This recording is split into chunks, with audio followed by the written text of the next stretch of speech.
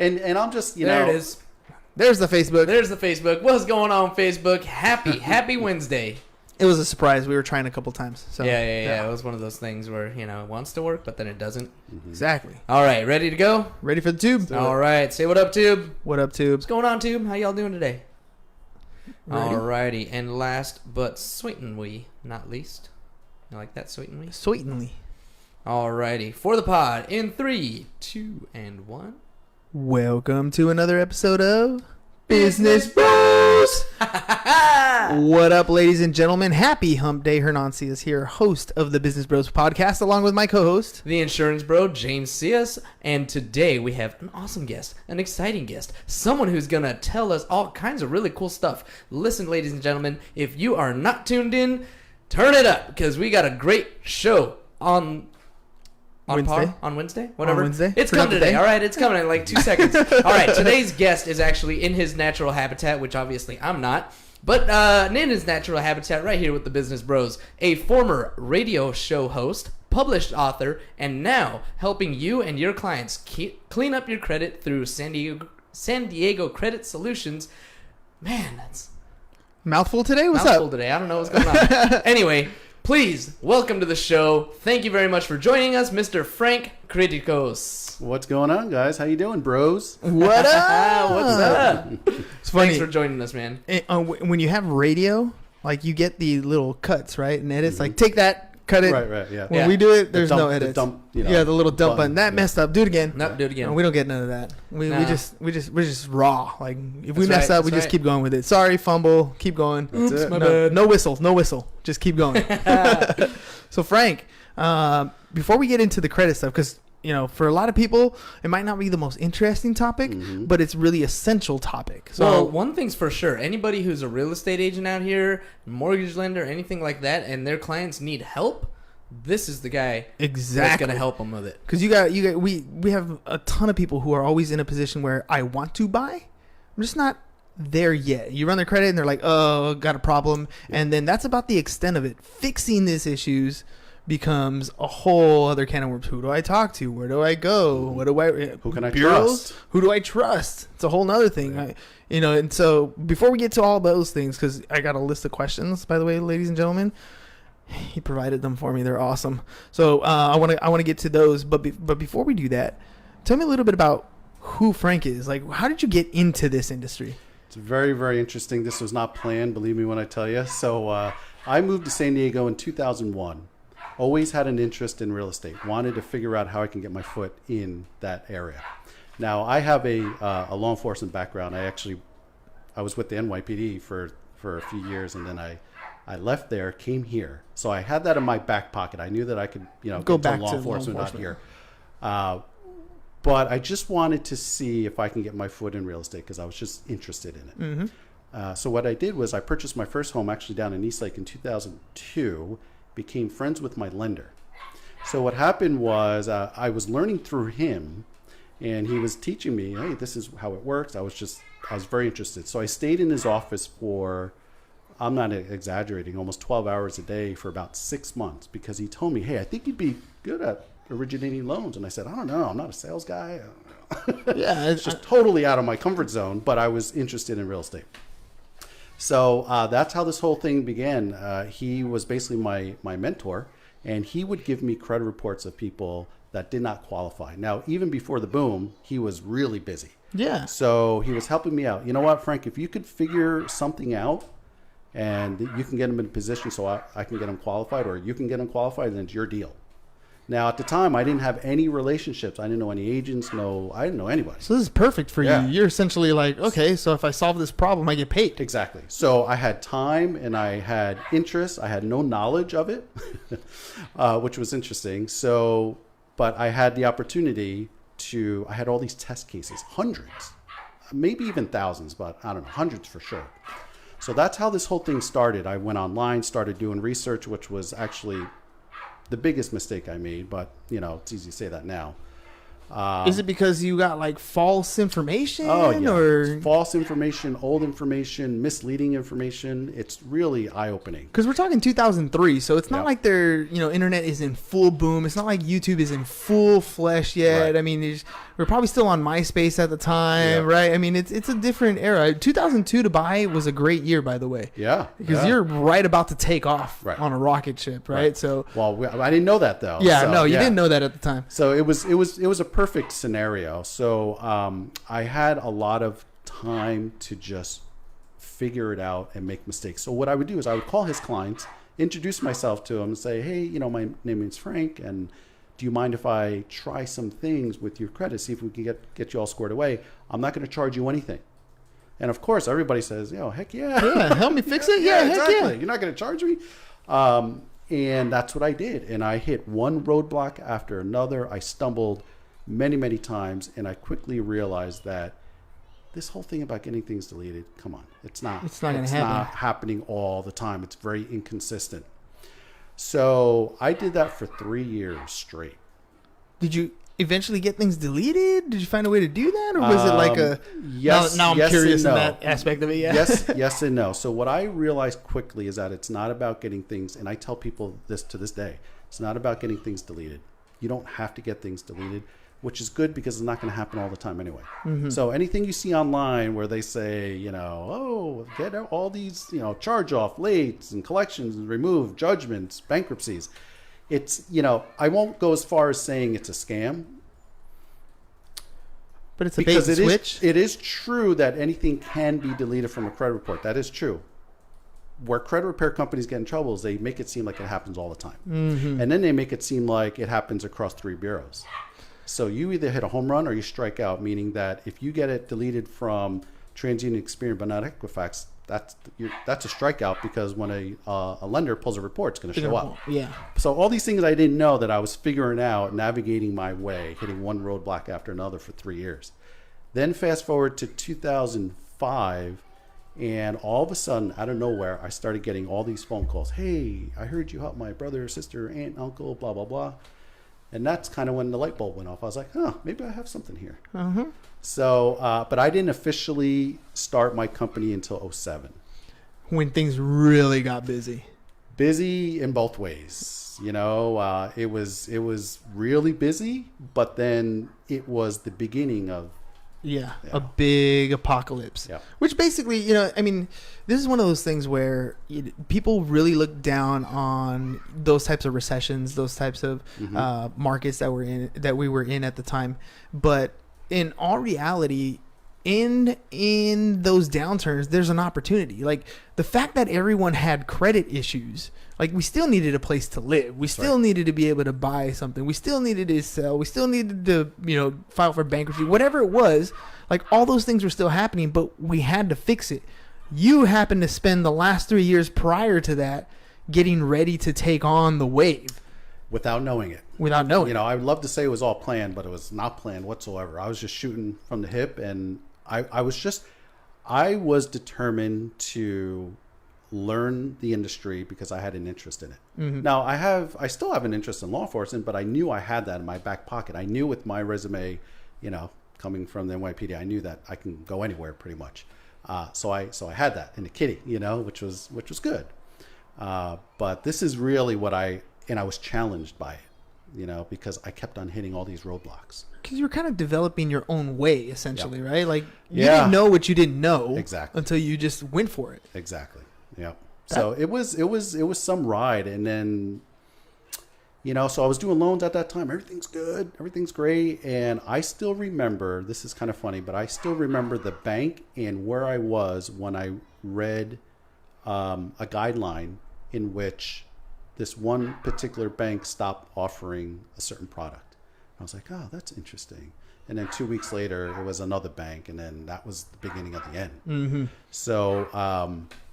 So it kind of worked out well for me, but my point is that it just took a long time to figure out all the algorithms. So the real trick, people always ask me, what's the trick? The secret? What's the secret? Yeah, do it for 3 years. There's your secret. It's not about getting things deleted. It's about understanding the algorithms of FICO. And that's not something that you could just go and pull up on the internet. I mean, it's very scientific, very in-depth. There's only a handful of people in the world that know the actual formulas. I'm not one of them.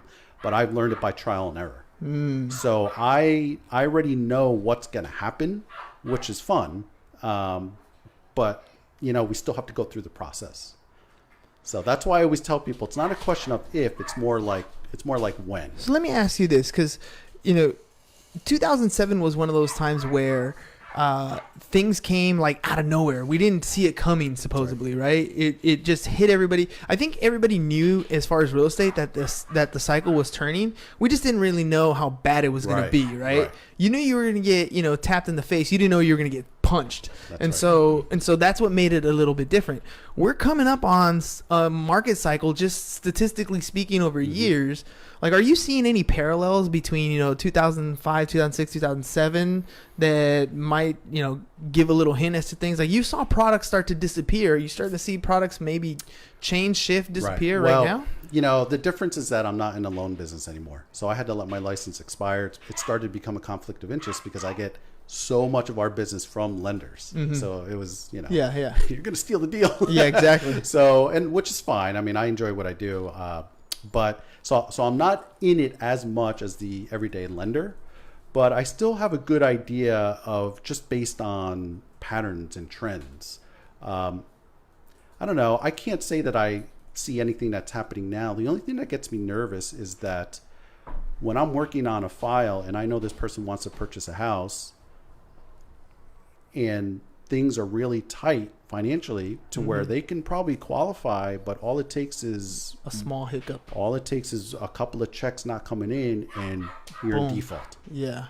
So, but I don't know if that's just a societal issue, Does everybody live in one large paycheck away from financial disaster? I remember when I first moved here, I was driving up the 5 and I'm thinking, my goodness, how does everybody get all this money? Because at least coming from New York, that, Manhattan, everybody drives into Manhattan, everybody leaves. But out here, it's all spread out. And I said, downtown San Diego's not that big. Yeah. And I was just very, very curious. You go to Fashion Valley Mall and I remember thinking, wow, it's a Tuesday afternoon and it's packed. What do these people do? What do these people do? So that was my introduction to living in Southern California, maxed out. It's funny because I always have that kind of mentality of people in New York. I'm like, I always think that cost of living is much more expensive, and that world is much, there's certain places in the country, New York, San Francisco, LA, that have that high income level, and that's what I wonder that a lot too. I'm like, what do you guys do for a living? Yeah. Right? Oh yeah. We have to get to some questions. All right, so being in the credit industry, you talk to a lot of different people. So you get a bunch of questions repetitively, right? I mean, it's kind of like a podcast. We have that segment that we call Ask the Bros. And the question we always tell people is that you might not want to ask is, how'd you start the podcast? Because everybody wants to know that question. Right. Now, you took a smarter approach and you actually wrote these questions down. These are common questions, right? FAQs, essentially. So these are things that people ask you on a regular basis. Right. So I'm going to ask you some of your own questions. Sure. So we can see, get some cool answers. So one that's near and dear to my heart is actually your number one question. Why is credit not taught in our school system? Interesting, isn't it? Yeah, especially because I do teach it. So it's part of my curriculum, Gotcha. But it's very recent. It's more like, why isn't it taught at all to anybody? Yes. And, I mean, you could speculate on a whole lot of reasons why, but in my opinion, the bottom line is this. If everybody's walking around with 740 plus scores and paying 0% on their cars and almost nothing on their mortgages and almost 0% on their credit cards for 18 months, the banks really don't make money. So you could draw your own conclusion. I think it's pretty obvious. Yeah. But it's a very in-depth set of algorithms and formulas that are designed to benefit the banks in a very easy way. Yeah, I 100 follow the money trail. Exactly. Right? That's where people are getting. And we could probably lead into one of the questions that number 20, the sweet spot. And this kind of goes based on what I just said, meaning the sweet spot between a 580 and 640 score, the sweet spot for the banks. So the reason why I wrote down this question is because what people don't realize, even if you have great credit, a lot of people are like, oh yeah, I got 750 scores. I mean, that's great, but they don't realize that if you just make one little slip, let's say you go on vacation, you forget to make your credit card minimum payment of $10, and you get a 30-day late, 100 points right off the top. 100 points off the top. So my point is that it's not difficult to get into that sweet spot, and that sweet spot's where that's where the money's made. For the bank. Yeah. So if you have, let's say, I don't know, a 610 score, you can go get a car. Yeah. But you're going to pay for it. You're going to pay 18%. I've seen as high as 24%. Jeez, for the car, man. You know, and it's over one little slip up over a non-financial issue, meaning that anybody can make a minimum payment of $10. You just forgot you're on vacation. So that's crazy. 100 points. Yeah. Well, let me ask you this: like, you have something on here on the ramifications of a short sale compared to a foreclosure, right? Mm-hmm. How bad?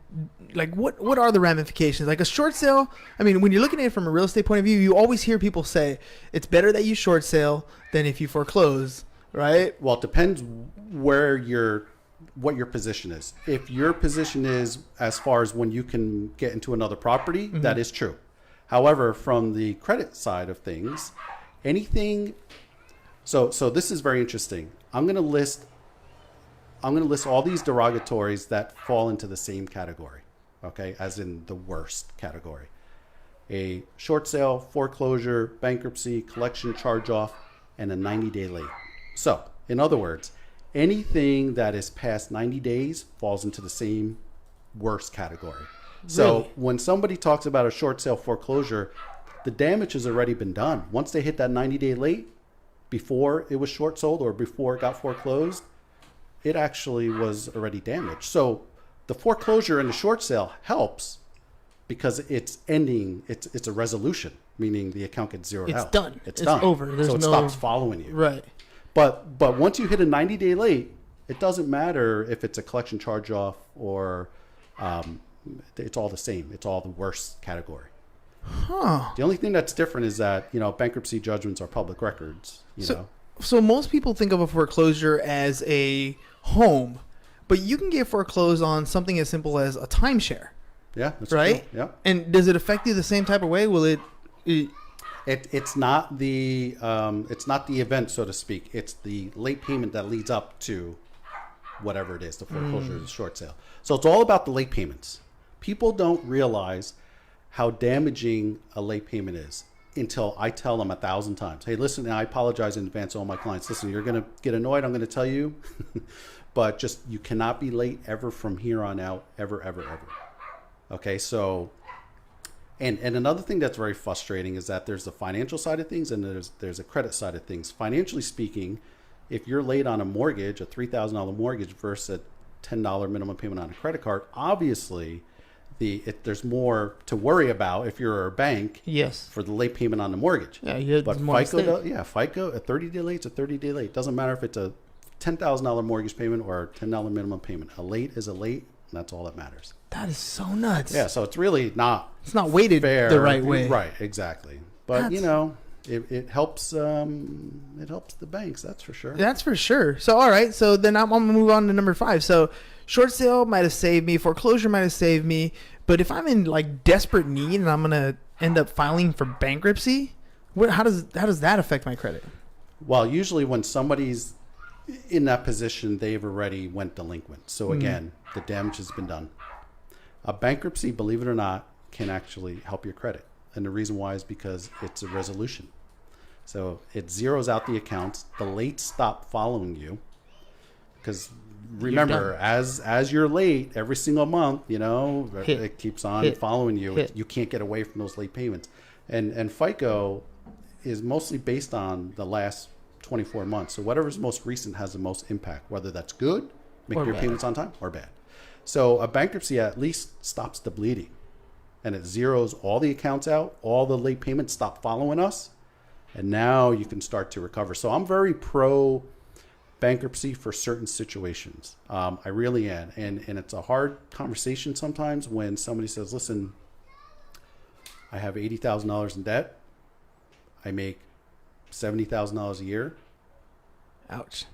I don't know if it's professional or unprofessional, but I can't help it. But I will tell them, hey, listen, the likelihood of you actually paying that off is very, very slim. Yeah. If if you can be approved and qualify for a Chapter 7 bankruptcy where everything gets wiped out, I tell you, I would consider it. It's not the end of the world. You could purchase a home, 2 years down the road, big deal. I mean, think about it. All you have to do is wait 2 years. You can buy a house. That's not a bad deal. I can get you back in the 700s, 24 months after a bankruptcy. Not a big deal. The only time it's a serious issue is if you have certain licenses. Your series license could be an issue. Yeah. Because you can't be a fiduciary if Right. you're not financially responsible. Right. And you can still do it. It's just you're going to have to disclose it.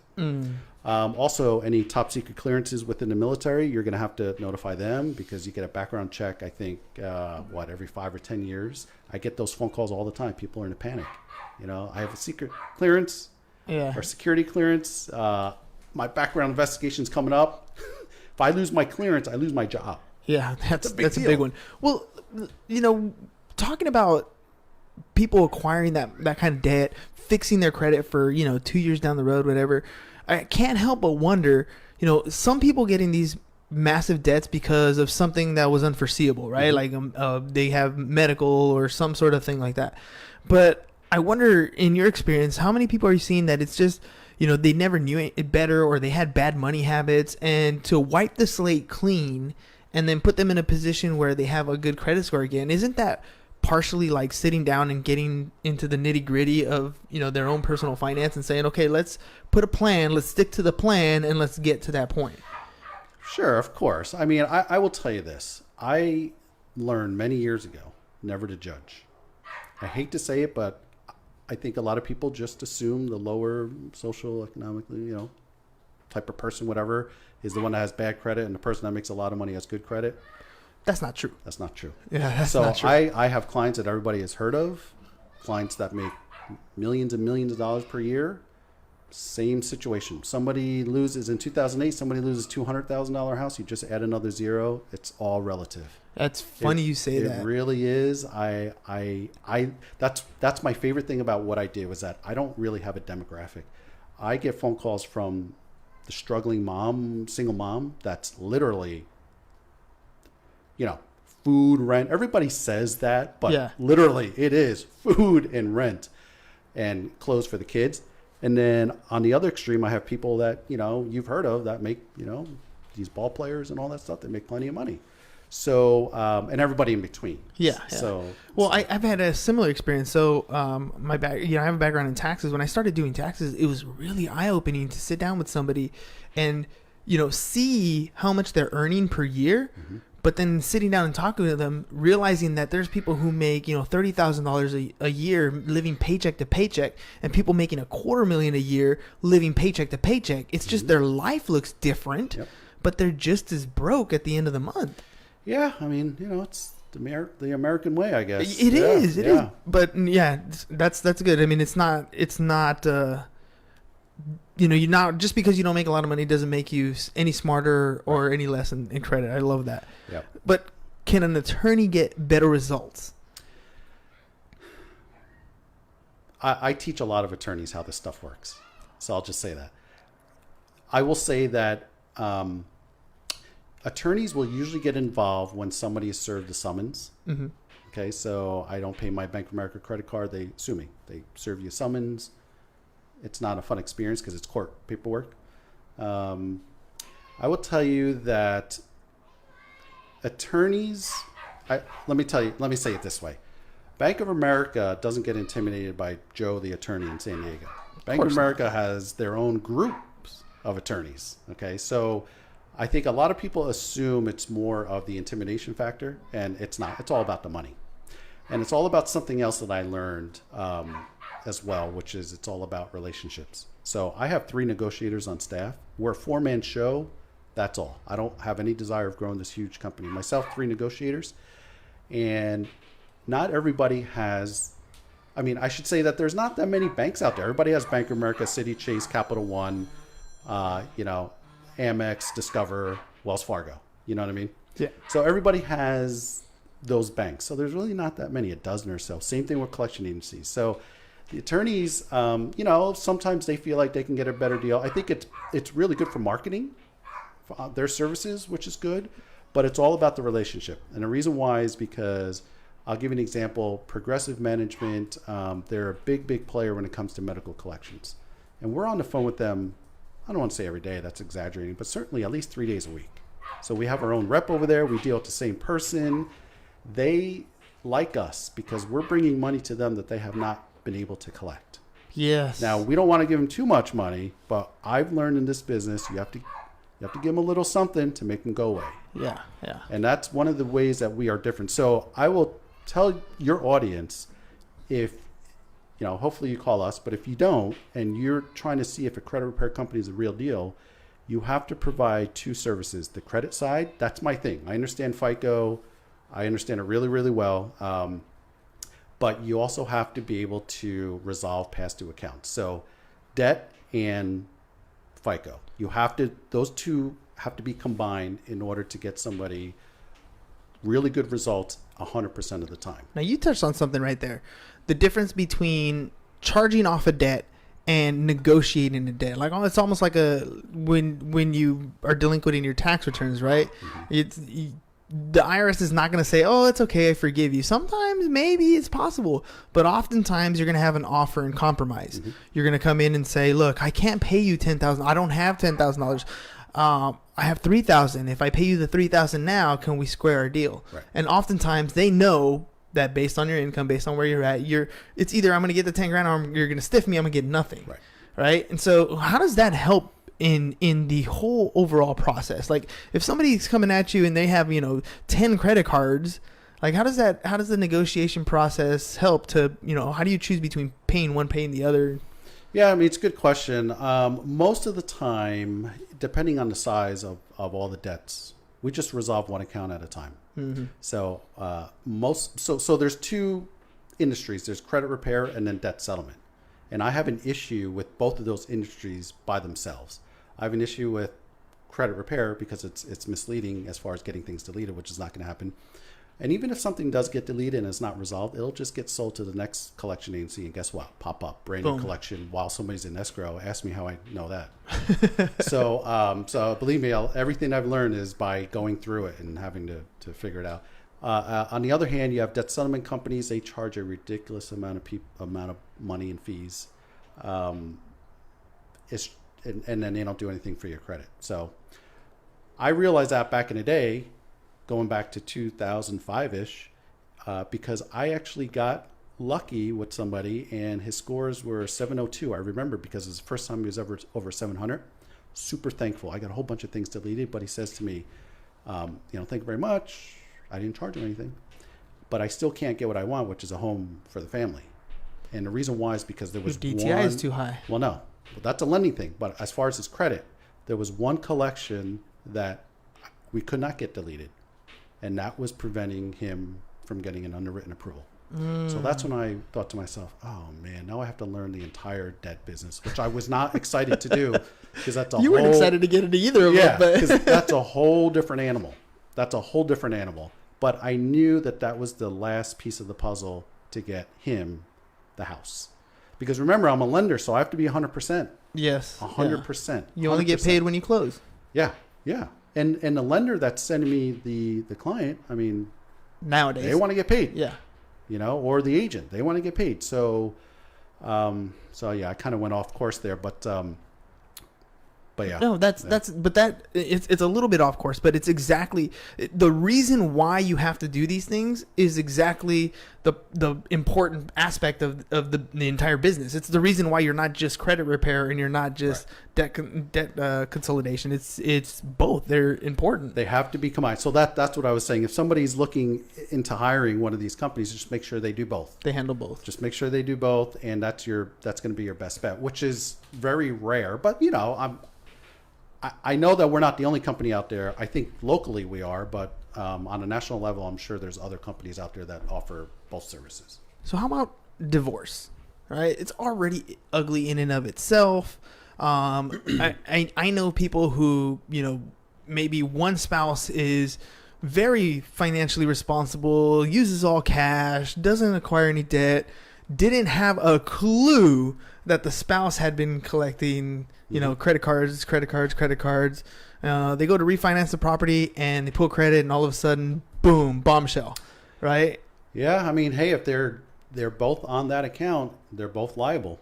So Even in California, like if she pulled all like if one of the spouses pulls all the cards. doesn't matter if they are they are jointly responsible for that account, regardless of who spends it.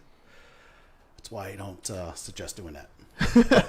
No, I never do. But let me tell you the biggest issue that I have with the system as far as individuals getting divorced, and of course, going back to 2008, this is very common.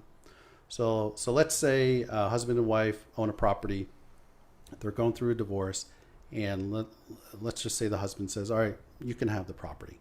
They're both on the loan, but you know what? We're getting a divorce. You can have it.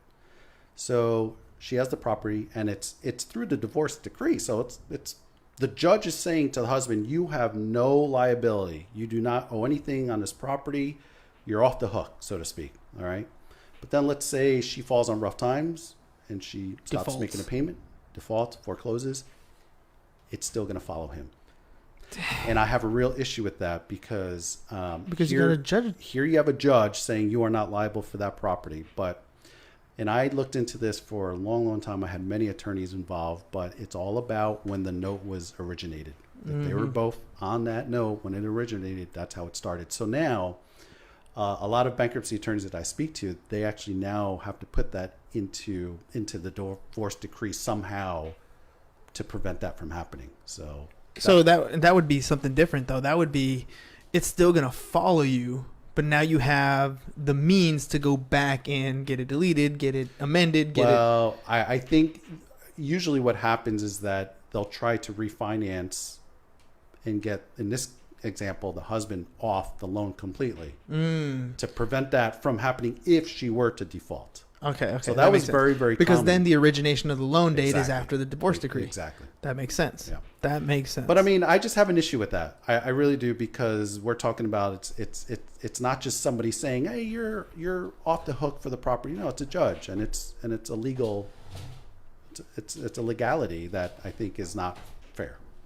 Now, I made this mistake in the very first business that I ever had.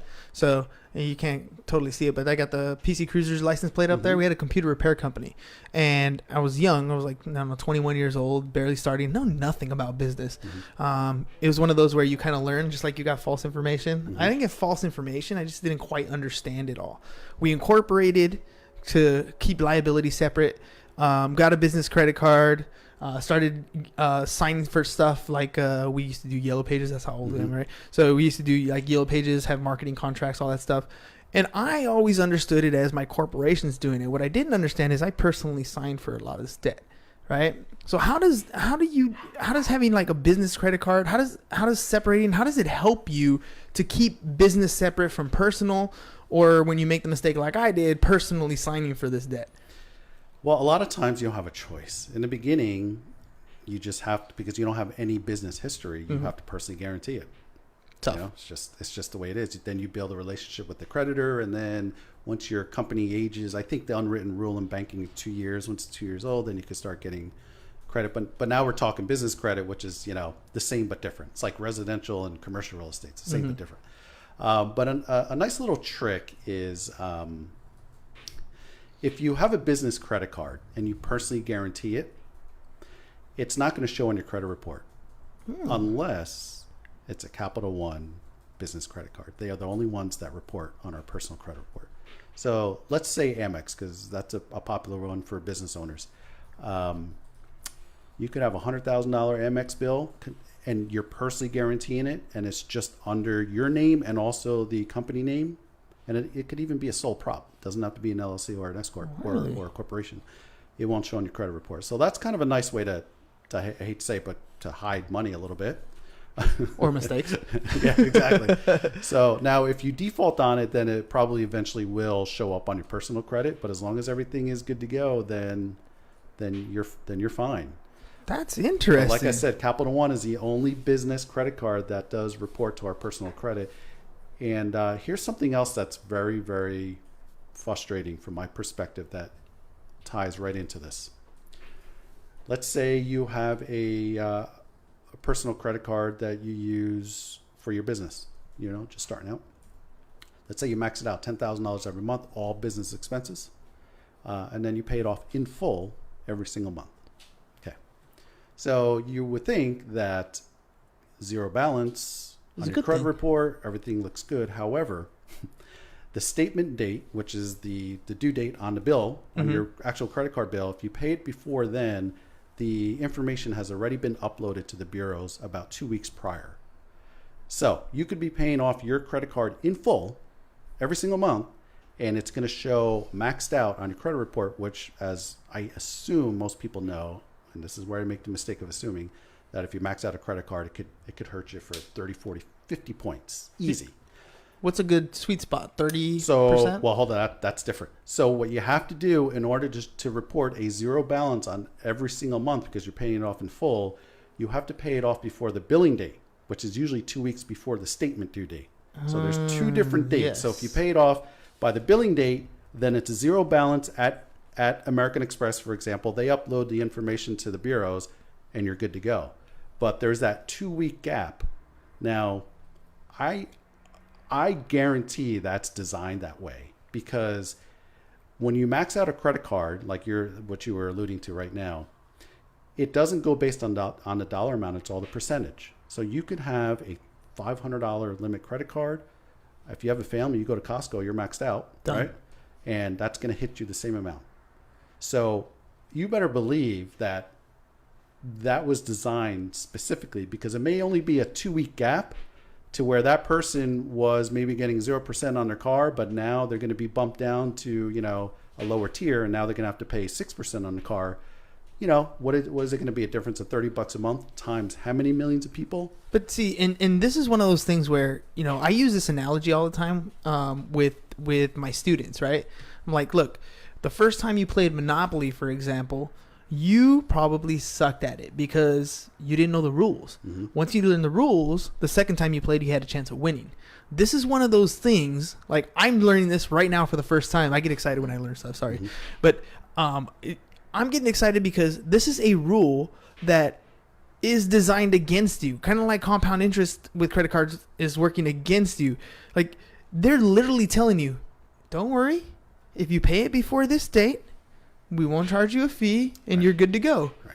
But on the back end, they're like giving you the finger because they know, like, yeah, well, if you pay by this day, you're good, except when you're trying to borrow some money. Right. Except when I'm trying to do your credit score. Like, in that case, it doesn't work out in your favor. That's shady, but... It's all about data and selling data. Of course. So that's how the bureaus make money.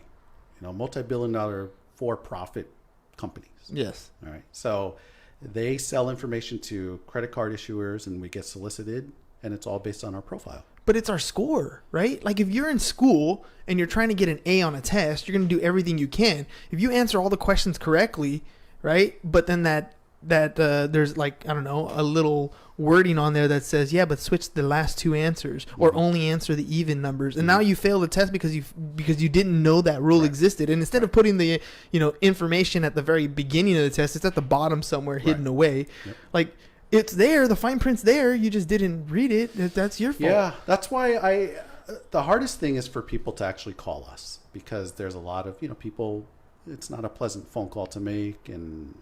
But that's why I don't expect people to know this stuff. I really don't. How the heck would you know something like that? No, you wouldn't. You just wouldn't. I don't care. Unless somebody specifically studies this every single day, they wouldn't know certain things like that could really affect them tremendously in a negative way. Absolutely. So. I mean, that little piece of information right there is worth everything. It's gonna make the big difference when I talk about it in class. But going back to your very popular question about the percentage of your revolving accounts. A lot of people ask, 50%, because you read these articles on Yahoo Finance and all this stuff. And, and they just don't know what they're talking about. And even some of these really famous people, they're obviously making millions and very smart at what they do. But when it comes to credit, they don't really understand. And again, I don't even expect them to understand because it's not what they study. 50% revolving. So, $1,000 limit, balance of $500, you're utilized 50%. It's better than 100%. Yeah. But your FICO's still going to get you for it. So then a lot of people ask about 30%. That seems to be the popular one, is 30%. So your debt utilization ratio at 30% or less. Again, that's better than 50% and 100%, but it's really 9% and less. Really? 9% and less is where there's no impact in a negative way. So that's why what I personally do, people always ask, what do I do? What do you do? I don't have a whole bunch of credit cards. I just have high limits. Because if I go out and I want to buy this new TV at Best Buy and I'm going to drop a crazy amount of money, I don't have to worry about being maxed out. Or pay it off 2 weeks prior to your billing date. Yeah. So there's a lot of fun things you could do. Charge everything, get the points and all that stuff. And sometimes I literally will go on bill pay while I'm at the store and pay it off, so I don't forget. Yeah. So it's really 9% or less. That's good. See, I mean, I'm telling you that could be, if you have perfect credit and you have a 750 score and you only have one credit card with $1,000 limit and you're at $700, now you're hit. You're going to be at 690. And that's a different category, and you go buy that car and guess what? Yeah, that's a couple points. 17% Easy. interest. Yeah. Easy. Happens all the time, and people don't know. Dealers don't know. That's so man. So what I do is this. Here's a good rule of thumb of what I do personally. Okay, whenever I know that a bank is going to pull my credit report, 45 days in advance, I make sure I pay off all my credit cards.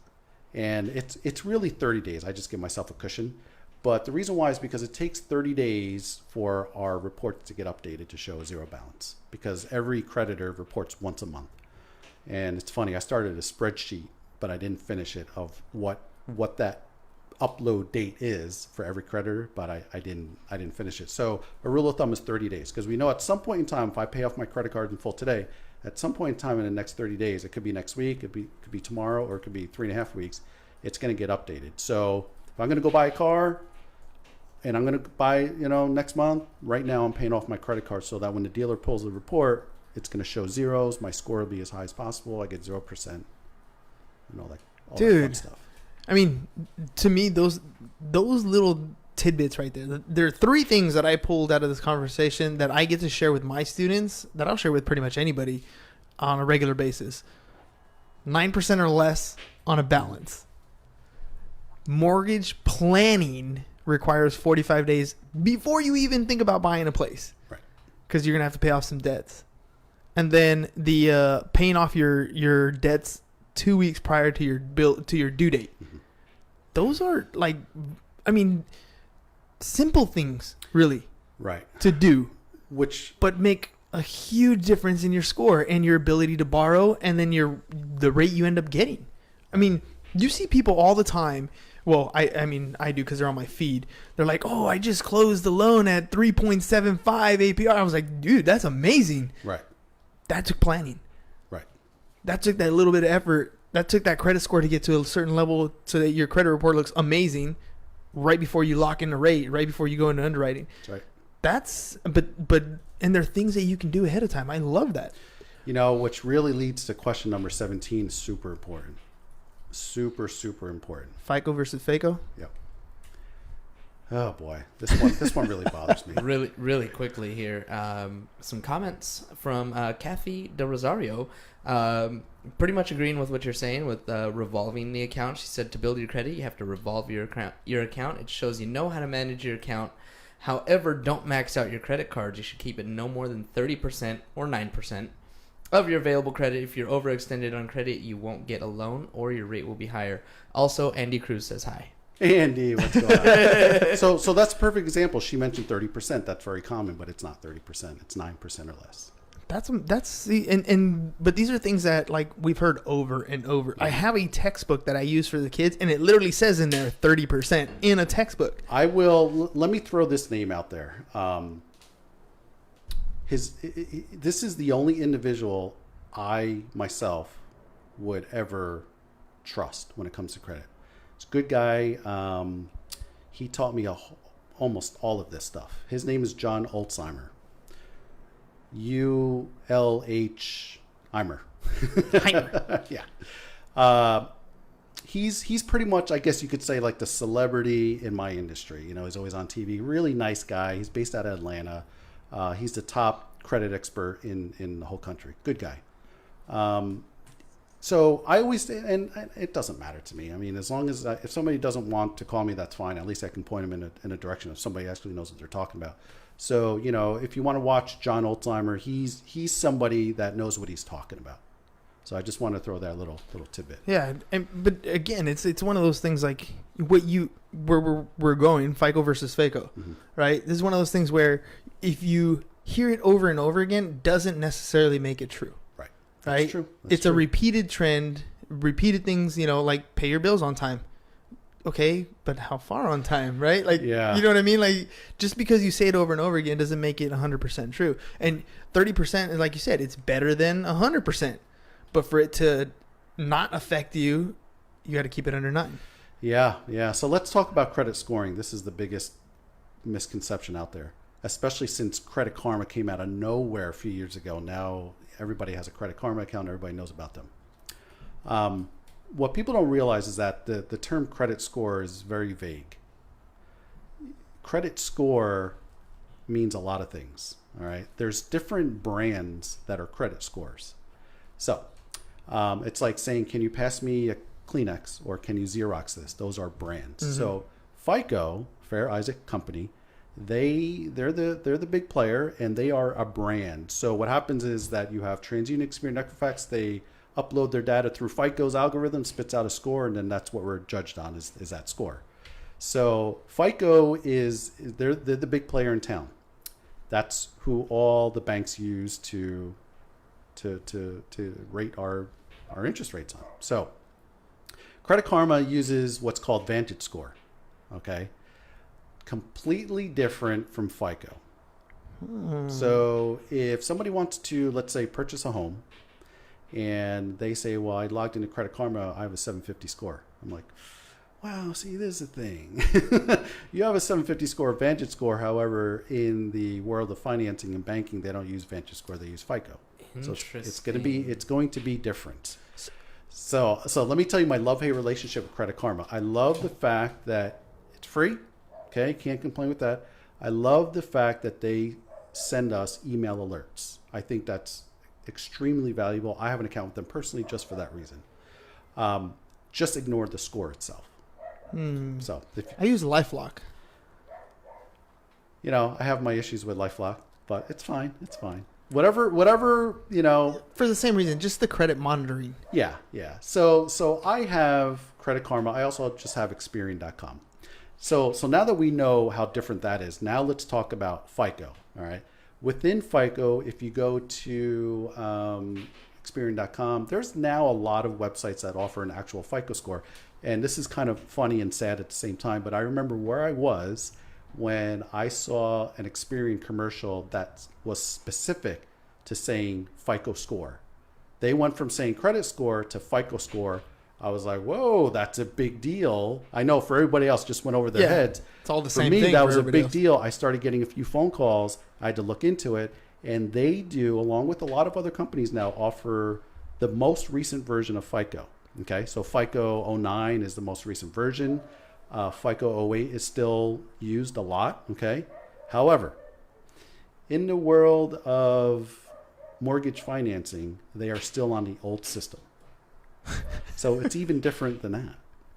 So there's updated systems, but in the lending world, they use the older versions. Basically, so it's kind of they're- like Microsoft. We have Windows 10 or whatever we're using now, but they're like on Windows XP. Yep. That's funny. Yeah, so it's very, very misleading. So Credit Karma, I mean, hey, we're not paying for it, so you almost can't complain. It's just people need to know that's Vantage Score. And when you go to the app and you click on your actual score, underneath it'll say Vantage Score 3.0. So they're telling you, it's not like they're being secretive. They're saying this is the scoring model we're using. It's just that fine print at the bottom that you don't read. Yeah. So that's a big deal. That's a big deal. So what I always advise people to do is this: if you want to purchase a home, you need to have a lender pull your report. It has to be a mortgage lender. Because they're going to get the one that Because actually... that's all that matters. Yeah. If somebody wants to buy a house, I tell them you have to.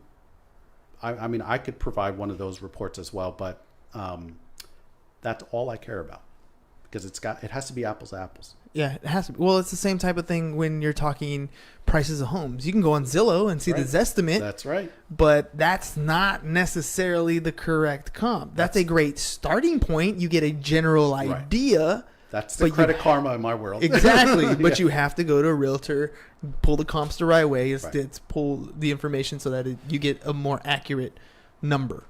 Yeah. So that's a big one. A lot of people ask me that all the time. Now, it's okay for basic account information. It'll show you if you have a collection or not. Yeah. So it's not all that bad. It's just I don't feel like they're trying to get over on us. It's just people aren't aware that there's all these different scoring models and versions. Dude, I'm telling you, Frank, we could be talking about this all day. Like I get pumped on this stuff. So learning is my kryptonite. Like if you teach me something, you got me all day. Like I'll sit there and learn it all day. Like I always call it like the Matrix. Just plug it in, dude. Just feed it to me. Give me all the information I can possibly take. Ladies and gentlemen, it was very informative for me. Frank, thanks for being on the show. Really appreciate it. You got it. I got to make sure we cover our promos. 365 pairs of shoes by the end of the year. So if you got new shoes, used shoes, or you want to donate cash, hit James up 619-884-0045 or james@csfirst.com. And then dronequote.net, ladies and gentlemen. I just recorded the first track, the laydown of the first layer of audio. I mean, you guys have no idea how that works. But for our parody for Drone Quote. So if you guys are thinking about doing solar, go to dronequote.net/business bros. They'll bring a drone to your house. The drone will come, measure your rooftop, send the measurements out to roofing contractor companies, to solar companies, and then you sit back, look at all the quotes, and decide which one's the best for you. No more sitting through long presentations, no more dealing with salespeople that come to your door. Let's let the solar companies and the roofing companies fight for your business. Go to dronequote.net/business bros. All right, Frank, real quick, ask the bros. What questions do you have you gave us so much information. I don't even know if I'm gonna kind of be embarrassed if I want to answer a question. I gotta bring you some value somehow, some way. So ask you what? Anything you like, personal, business. What do you want to know about the bros? How personal can I get? No, I'm just nothing in particular. I heard about you guys. I think what you have going on is great, connecting people. I think that's amazing. Yeah. But nothing personal. Okay, good. Cool. Cool. Maybe when the cameras are off, I'll ask you the real embarrassing questions. Yeah, right. I'm okay with that. I just got to give you the opportunity.